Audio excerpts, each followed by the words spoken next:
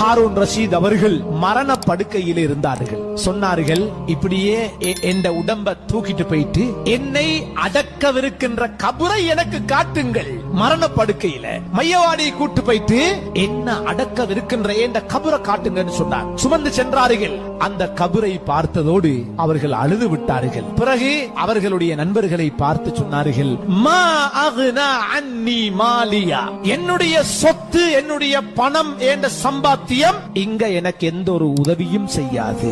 ஹலக அன்னி சுல்தானியா, நான் முஸ்லிம்களுடைய தலைவராக இருக்கின்றேன். ஆனால் அங்க தலைவர் கதை கதைக்கலாம், அந்த இடத்துல என்ற அமல் மட்டும்தான் என்னை பாதுகாக்கும் என்று சொல்லிவிட்டு வானத்தின் பக்கம் தலையை உயர்த்தி சொன்னார்கள், இப்பொழுது இருளாக இருக்கிறது, இன்னும் கொஞ்ச நேரத்தில் விடிஞ்சிதான் ஆகணும். இது போல நீங்கள் வாழுகின்றீர்கள். ஒரு நாள் இந்த வாழ்க்கை முடிந்து கபருக்கு நீங்கள் ஒவ்வொருவரும் சென்றுதான்